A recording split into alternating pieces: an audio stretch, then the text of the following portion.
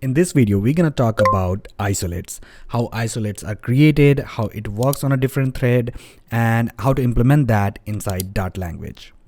Hello and welcome back. My name is Afzal and you're watching channel CodeX. Meanwhile, I'm setting up a basic Flutter application and creating a home page. Let me talk about the isolates. In other languages like Java and C#, you must have heard about the threading or task which runs on a different thread so that your main UI thread is not blocked. But in Dart, we have only one thread. Yes, you heard me right. Everything you are performing is happening on a main UI thread. You may have written async await, which holds execution for one task and give priority to other tasks, but that also running on a main thread. I will show you with an example. But before we do that, let me just set up a basic user interface where I'll create a couple of buttons. And if you want to skip this part, you can directly jump to the part where I start the integration. I have added chapter for that, but I recommend stick around because these are some tips and tricks which I follow for creating a design, like always using a safe area, having a scaffold, creating a stateless widget. If you are new to Flutter development, of course, you're gonna stick around. But if you want to jump, you're free to do so. Now basically what I'm doing over here, I just created an elevated button and provided title for that, which is a text widget. And because it's a tutorial, I'm not going to follow every best practice, but it's a good idea to implement all the suggestions when you're coding, because once you're done, you hardly get a time to refactor. Okay, so here we have our first button. I'm going to duplicate it a couple of times to showcase different scenario. Now that looks like a basic structure, and before we proceed, I'm also going to add assets folder at the root level, so don't add in the lib or somewhere else. And I'm going to add a GIF image.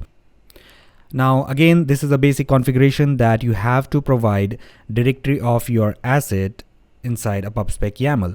So with the asset keyword, you have to define, you have to provide in which directory it is, with what folder name. And here basically I'm going to include everything inside a GIF folder. So even if I have 5-10 images or GIFs, it's gonna include everything because I have just mentioned the directory name, not the specific file name, right? And you can get rid of all these unnecessary comments if you think so.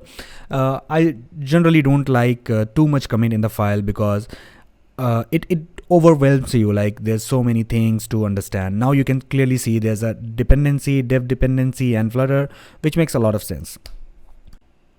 Cool, so let's go ahead and quickly add this bouncing ball GIF, which is a nice animation, nice GIF image I found on a Lottie website. I'll put link in the description for credit.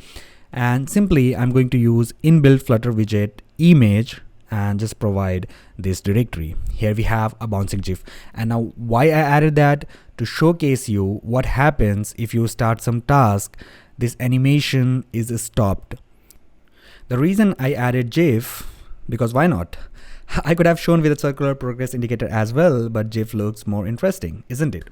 Okay, so our UI is ready. Let's go ahead and create a complex task. This is going to be a very complex task. We have a value total and we are returning it. You see how complex it is? Now, actually we will add complexity by running this loop 1 billion times. Now you can understand how complex it is going to be. 1 billion time it will sum up the values in total, and then it will return the data. So this is actually going to stop the thread, stop the main thread for a couple of seconds, sometimes 5-10 seconds as well. So let's go ahead and call this on a click of a button, and I'm going to print the value once it is completed. Alright, so fingers crossed, I'm going to fire up debug console so that we can see the actual result. And let's go ahead and click on task 1. And you see the ball has freezed, the ripple effect on the button, that also has freezed because it is performing this heavy task. Let me click again and you will see everything on the UI is freezed because it's performing some heavy task.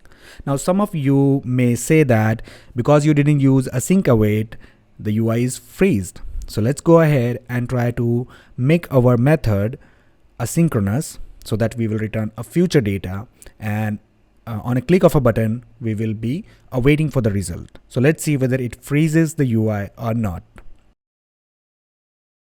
And again, we have the same behavior. The ball is stuck, the ripple effect, everything, like the app is freezed. Meanwhile, it is doing the calculation. And once the calculation is over, the ball starts jumping again. You see? Until now, we just discussed about the question that the UI freezes whenever you run a heavy task. And what is the solution for that? Of course, an isolate. Now, when you spawn an isolate, when you run a different thread, your main UI will still be running, and your calculation and every process will be happening on a different core, different thread, and it runs parallelly. So if your system have two cores, execution will be divided between core 1 and core 2. All right, so let's see that in action. What I'm going to do, I will try to keep it as simple as possible. I'm not going to complicate like on a Dart website or some other blogs I have seen, because it makes horrible. Like I used to be afraid of writing isolates before. So first thing you have to remember is that your process or the method which you want to execute should be out of any classes. That's why I have added this comment that home page ended over here, and we are writing this method outside the class. It's independent method. It's not inside any of the class. That is the first thing you need so that your process can run independently. And now when we have what we want to execute, let's go ahead and create isolate. And I'm going to use a spawn method here. There are different other methods as well to create isolate, but we are not going to get into details of that. You can read the documentation about that, but just understand that spawn means creating a new instance. So you can see that spawn method accepts two parameters. The first one will be name of our method, what is going to be executed. So complex task 2 is what we are going to execute, and the second parameter is what message you want to pass to this thread. So basically you can pass any object as a message, but what we are going to pass is a send port where we should receive the response from isolate. Now to understand the send port, first you need to understand the receive port. So think of receive port as a pipe where one end is going to listen and other end is going to speak. So there's a pipe, one person is going to speak and another person is going to listen through that pipe. So we will pass the other end, the send port, to the isolate so that they can speak into it, they can send some information through this port, and later on we're gonna listen to that. So of course inside your isolate you cannot return data directly, you have to send the data on a particular port where someone will be listening to it.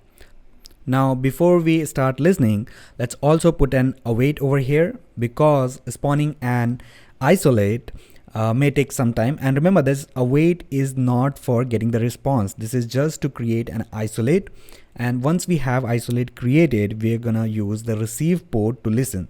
So if you remember the pipe, there's one person who's going to speak the send port through the send port, and we are going to listen on the other end.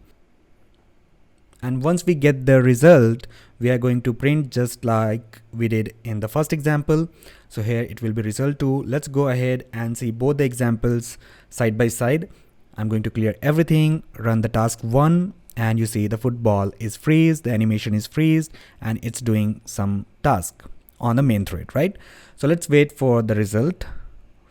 I think it's 5-6 seconds, right? And the animation started again. Now if I click task 2, you will notice the ball is still animating and it is performing the complex task 2. And that's the beauty of isolate. Now again, it will take the same amount of time, like 5-6 seconds to get the result, but this time the main UI thread is not stopped. And that's the real comparison. If you click task 1, the thread is stopped, and if you click task 2, everything is running and your isolate is working separately on a different core on a different thread. So far we have seen how to invoke and isolate and how to listen for response. But what if you want to pass some information to isolate, like you want to pass one image to upload, one number to calculate or something like that? How you're going to pass that parameter, how you're going to listen back the response, how you can simplify that with the help of record, which is newly introduced in the Dart language. All of these topics are covered in part 2 of this video, which is available for CodeX members. So if you haven't took a membership yet, this is the best time to take a membership and support channel CodeX. And if you don't want to have a monthly commitment, you can buy this video on Ko-fi page as well. I have put a link in the description. You can go ahead and check yourself and buy me coffee over there as well. That's up to you. Hope you like this video. Make sure to give it a thumbs up, subscribe to the channel if you're new here, take a membership and share with others. Thank you so much. I will see you guys in the next one.